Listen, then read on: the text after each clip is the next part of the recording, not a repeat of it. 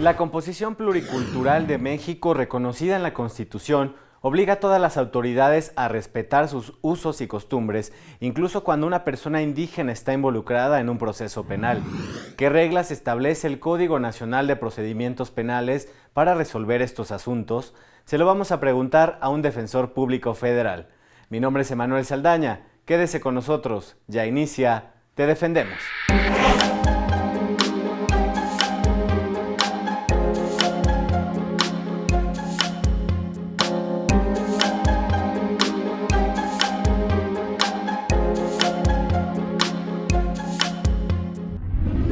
Hoy nos acompaña en el estudio el doctor Jorge Carlos Heredia García, defensor público federal.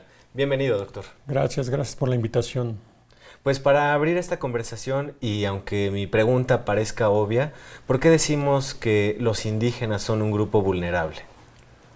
Es un grupo vulnerable porque hay ciertos grupos de la población que son más susceptibles que sus derechos y sean vulnerados por otras personas. Por ejemplo, estamos hablando de los inmigrantes, de los niños, de los periodistas. Los miembros de las comunidades indígenas son personas que son susceptibles de que sean más violentados sus derechos humanos consagrados en la Constitución. La Organización de las Naciones Unidas ha determinado que las comunidades indígenas es el grupo más vulnerable. ¿Por qué razón? Porque ha calculado que el 33% de los niños que nacen en un seno indígena posiblemente tengan una infancia de pobreza, de extrema pobreza. ¿Qué significa esto? Que vamos a tener de 1 a 3 niños en estas situaciones de inestabilidad, sin educación, sin cuestiones de salud. ¿Y qué representa esto? Obviamente un deterioro para su comunidad en cuanto a su crecimiento. Es por eso que es muy importante apoyar estos grupos de comunidades, ¿no? Son diversos los factores que los ponen en esta situación de vulnerabilidad. ¿Cómo podríamos definir una comunidad indígena? La comunidad indígena la podemos definir como un ente social que se caracteriza por un territorio, por una lengua y por una organización basada en sus usos y costumbres. Generalmente ellos tienen su primordial identidad es en torno a un territorio, a una lengua y un sector de población, que todo eso abarca su primordial forma de vida. Para entrar al tema central del día de hoy, ¿nos podría decir qué facultades tienen los pueblos indígenas en materia de justicia penal? Sí, recientemente con la reforma constitucional se han ampliado las facultades de las comunidades indígenas. Primordialmente se les da facultades para que haya un tipo de jurisdicción indígena y la jurisdicción estatal. Entonces, cuando ellos están en la jurisdicción indígena pueden resolver sus conflictos tanto sociales como penales de una forma de usos y costumbres para que puedan solucionar mejor sus problemas. Es una forma de interiorizarnos en sus costumbres, en su lenguaje, todo ello.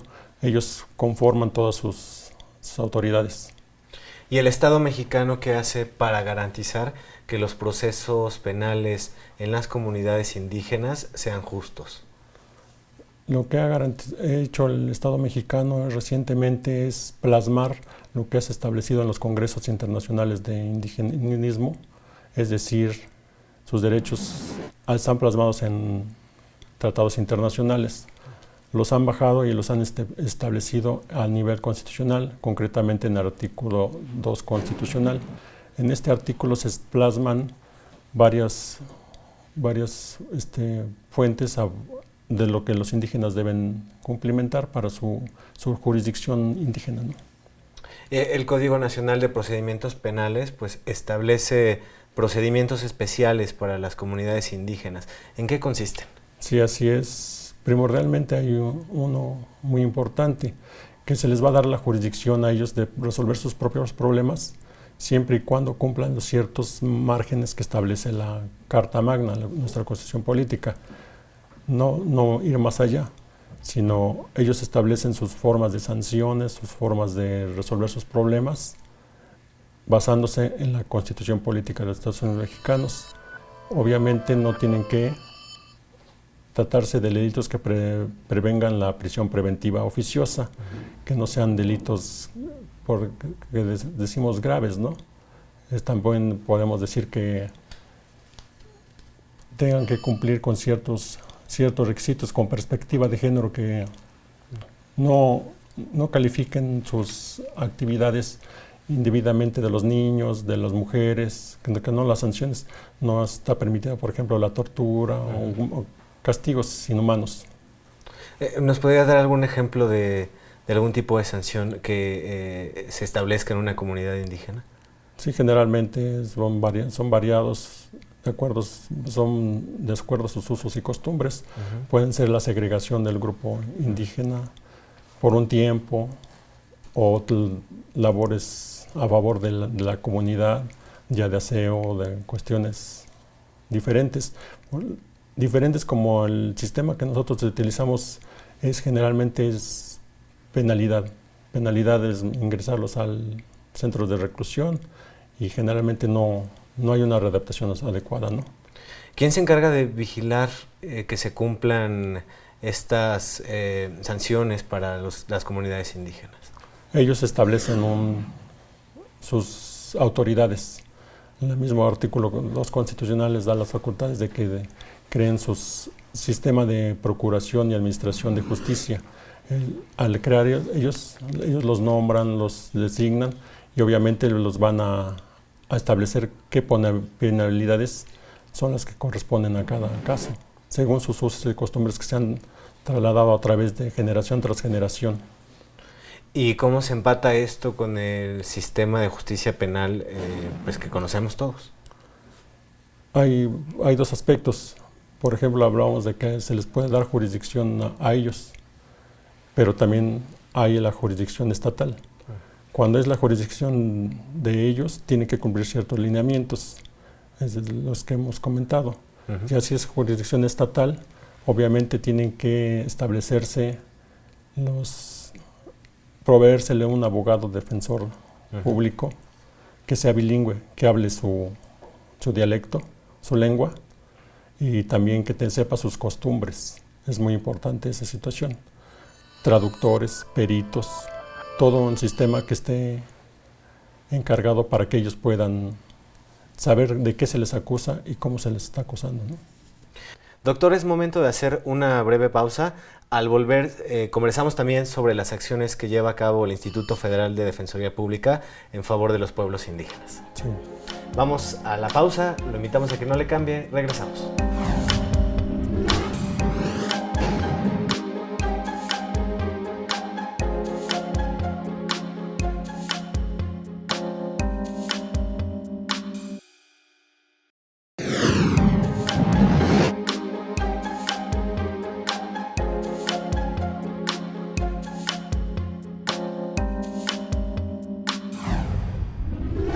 Ya estamos de regreso, y antes de continuar la conversación con el doctor Jorge Carlos Heredia, los queremos invitar a ver la sección Te Escuchamos. Aquí le pedimos la opinión a la gente acerca del derecho de los indígenas a contar con un traductor o a que su abogado conozca sus usos y costumbres. Vamos a verla y regresamos.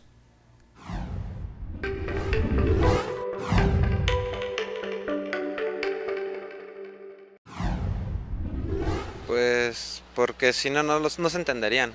O sea, sería algo absurdo poner a alguien que habla náhuatl y meter a alguien que habla español y no sepa nada de náhuatl. Pues creo que primeramente tendría que tener abogados en los cuales estén como capacitados como tal en su idioma, su dialecto, y sobre todo ellos mismos poderles explicar todos los derechos que tienen, ¿no? Posteriormente, pues las costumbres que ellos tienen, ¿no? En sus pueblos, en sus lugares. Definitivamente. Son gente muy marginada y que, bueno, obviamente tienen que tener los mismos derechos que todos los ciudadanos. y obviamente pues sus raíces y sus costumbres también son una cuestión de nuestra cultura, ¿no? Entonces eso hay que defenderlo y hay que cuidarlo porque obviamente se le margina mucho. Pues obviamente porque ellos no hablan otro idioma, o sea, es muy importante, ellos tienen de alguna manera que defenderse, pero por eso son importantes los traductores, ¿no? Para que ellos se puedan defender, claro. Porque lo que pasa es que como no pueden expresarse en español y ya en su idioma de ellos, pues sí pueden, pero como no lo entienden las personas, por eso es que a veces suceden casos que los llevan a un juicio a un penal donde definitivamente lo llevan sin culpa por no poder expresar lo que sienten. Debería de ser obligatorio, ¿no? Porque no entienden nuestro idioma. Si así es difícil para ellos venir a la ciudad y encontrar un trabajo o algo estable, y luego que todavía el sistema penal les saca un daño moral por ese lado, pues sí está difícil, ¿no? Y aparte deberían de ser patrimonio de la humanidad, ¿no? Porque son indígenas y representan lo que es México, ¿no? Sí, necesita ser obligatorio un traductor. Considero que sí debe haber como personas con la capacidad de ayudarlas, sobre todo que entiendan esta parte, porque sí ellos se ven como en una desigualdad muy marcada entre nosotros que pues ya estamos como acostumbrados a cierto régimen y pues ellos están como muy arraigados a lo que ya llevan ellos muchísimos años más atrás. Entonces creo que sí debe de haber gente como capaz y preparada para poder ayudarlos, sobre todo en esta parte de traducir. Pues porque los indígenas forman parte de los grupos más desprotegidos, sufren sobre todo mucha discriminación. El hecho de que comparezcan ante las autoridades sin un traductor, donde ellos puedan entender cuál es el acto que se les acusa, qué delito, pues aparte de que se les deja en estado de indefensión, pues es una discriminación palpable, ¿no? de estos grupos que deberíamos de estar más preocupados en brindarles apoyo y protección, pues para que más o menos tengan igualdad. Pues ahí estuvo la opinión de la gente. Doctor, ¿cuál es su impresión? Parece que hay empatía por los grupos indígenas. Sí, sobre todo que no son una minoría. Estamos hablando según el último intercenso realizado por el INEGI, que estamos hablando de cerca de 25 millones de indígenas, que se autodefinen como indígenas, de los cuales 7.2 millones hablan una lengua. Estamos hablando de una gran cantidad de personas, de los cuales sí requieren un apoyo jurídico, sobre todo cuando caen en problemas penales. Requieren el apoyo, y lo cual ya el Instituto Federal de Defensoría Pública desde el 2001 está trabajando en ese caso. Precisamente ese año el instituto se dio a la tarea de contar con defensores que conocieran los usos y costumbres de las comunidades indígenas. ¿En qué consiste el servicio que ellos brindan y cómo se capacitan? Sí, así es, se creó un grupo de defensores públicos bilingües que tienen conocimiento de la lengua, de diferentes lenguas que tenemos en la República Mexicana, de náhuatl, maya, mayo, tzetzal. Actualmente tenemos un gran número de defensores que a través en toda la República están repartidos para brindar ese apoyo en asesoría jurídica y defensoría.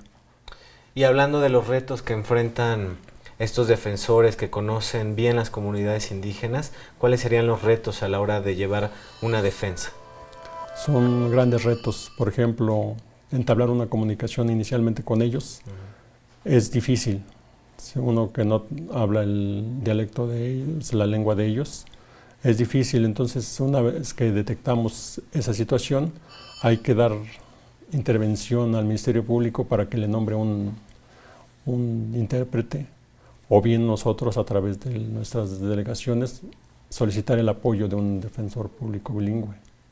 Digo, podríamos pensar que están ubicados solamente en los estados donde mayormente hay población indígena, pero si aquí en la Ciudad de México algún indígena se ve involucrado en un proceso penal, ¿también hay el servicio de traducción y de defensa en sus idiomas? Sí, inicialmente el apoyo, que hay una estrecha coordinación con la Comisión Nacional de Desarrollos Indígenas y también con el Instituto Nacional de Lenguas Indígenas. Se pide el apoyo con ellos para servir de intérpretes en las etapas iniciales. Ya en las etapas posteriores sí se pide el apoyo a través de los defensores públicos bilingües. Como tienen que trasladarse de un lugar a otra sede, se complica más la situación, ¿no? Pero sí son importantes. Actualmente están repartidos en principalmente en el sureste de la República y del Pacífico. ¿Nos podría dar algún ejemplo de algún caso en el que un indígena se haya visto involucrado en un proceso penal? Sí, yo tuve un caso, ahorita recuerdo una persona llamada José. Él era un indígena rarámuri, llegó detenido junto con otras personas. Inicialmente el parte informativo indicaba que habían sido detenidos en un rancho, que todos portaban armas de fuego, cartuchos y narcótico. Así el parte informativo, los policías federales lo determinaron. Él, junto con las otras personas, obviamente los policías lo ponían como también una especie de sicario. Entonces ya entablamos comunicación con él porque hablaba un poco el español. Y él comentó que él se dedicaba en ese rancho a cuidar a los animales, darles de comer, pastura. Entonces vino el operativo de detención de todas las personas que estaban en el interior del rancho, y a él se lo trajeron también como si estuviera empuñando un arma al momento de la detención. Lamentablemente los primeros días lo arraigaron, unos 40 días. Entonces nos abocamos a la tarea de buscar probanzas que acreditaran primeramente su pertenencia a una comunidad indígena. También pedimos el apoyo con sus autoridades de allá de Chihuahua para que nos apoyaran sobre cómo demostrar a qué laboraba, de qué comunidad residía. Entonces fue muy importante eso durante la época, lo que duró el arraigo, para lograr que se determinara el no ejercicio de la acción penal y saliera libre en esa etapa y no llegara a un proceso, que generalmente es lo que ocurre, ¿no? Pero ¿Se logró la libertad? Sí, se logró la libertad y regresó a su comunidad. En este asunto, ¿cuáles fueron sus retos personales como defensor público? En allegarse a las probanzas, porque los hechos ocurrieron en la Ciudad de México, la detención ocurre en Chihuahua, entonces hay que entablar comunicación con las autoridades de su comunidad para poder lograr un buen desahogo, y obviamente que el Ministerio Público le dé carácter de probanzas a los documentales que uno exhiba, ¿no? Doctor, pues es momento de hacer una segunda pausa. Al regresar ya tenemos algunas llamadas del auditorio aquí para que les dé respuesta. Sí. Vamos a esta breve pausa y volvemos con la respuesta a sus preguntas.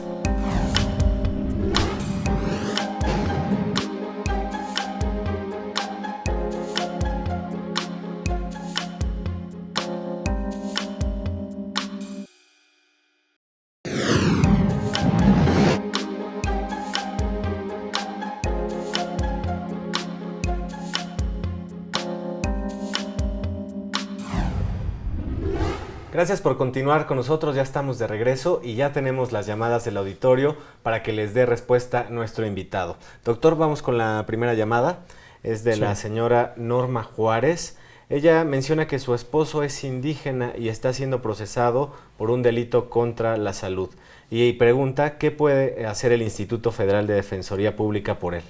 Sí, como le hemos mencionado, el Instituto cuenta con un grupo de defensores públicos federales bilingües, concretamente en esas lenguas, que le pueden apoyar jurídicamente, ya sea desde la averiguación previa o o investigación hasta la ejecución de penas.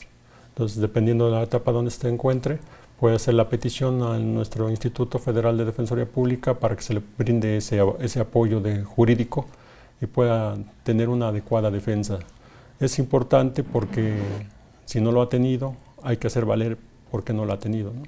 Para que los jueces lo tengan conocimiento de esa situación. ¿Podemos invitar a la señora Norma a que se comunique a los teléfonos del instituto? Sí, así es, sí, para que inmediatamente se ponga en contacto con el instituto o cualquiera de nuestras delegaciones para que se le pueda apoyar. Ahí está, la señora Norma se puede comunicar directamente al instituto para solicitar el servicio de defensa penal. Vamos con la siguiente llamada, es de la señora Rosa López. Ella menciona que su hijo habla solamente la lengua náhuatl y está siendo procesado por el delito de portación de arma de fuego de uso exclusivo del ejército y pues como dice, pues no habla español y pregunta si puede acceder a un defensor bilingüe. Sí, sobre todo él que no habla ni entiende el idioma español, sí tiene derecho a tener un defensor público federal bilingüe. Es cuestión de que lo pida directamente, ya sea de acuerdo a la etapa que se encuentre, ya al Ministerio Público Federal o al Ministerio Público o al juez conducente para que haga la petición, o a nosotros como instituto, nosotros lo podemos apoyar directamente con algún defensor público federal. Es importante que la gente sepa que tiene ese derecho, ¿no, doctor? Sí, sobre todo nuestra cobertura está desde Chiapas, Mérida, Yucatán, todo eso, Franja, Tabasco, Guerrero, Oaxaca, Michoacán. La mayoría de los defensores públicos federales bilingües están en esas situaciones, hasta Chihuahua también, Baja California Sur. Si no se encuentran en esas zonas, ¿se puede hacer una solicitud especial? Sí, sí se hace la solicitud especial, la dirección conducente autorizará que se traslade y la defensa puede ir desde la investigación hasta la ejecución de penas. Y es muy importante porque pueden ir a visitarlos a los centros de reclusión donde se encuentran ellos internos. Correcto, pues ahí está la respuesta para Rosa. La siguiente llamada es de Pedro Hernández. Él nos dice que su hermano fue sentenciado por el delito de portación de arma de fuego reservada y que ya está en la etapa de ejecución de penas. Nos pregunta si puede acceder a un traslado cerca de su comunidad indígena en Chiapas. Sí, sobre todo él que pertenece a una comunidad indígena y de acuerdo al artículo 18 constitucional puede solicitar su traslado ya para cumplir su sentencia a un centro de reclusión más cercano a su lugar de residencia. Y en este caso hay que recabar probanzas de su residencia para poder acreditar que él es de esa comunidad indígena y que necesita estar cerca de ese lugar. Tenemos una llamada más, es de la señora Macaria Juárez y ella nos pregunta si los indígenas tienen derecho a recibir educación en su lengua al interior del centro de reclusión.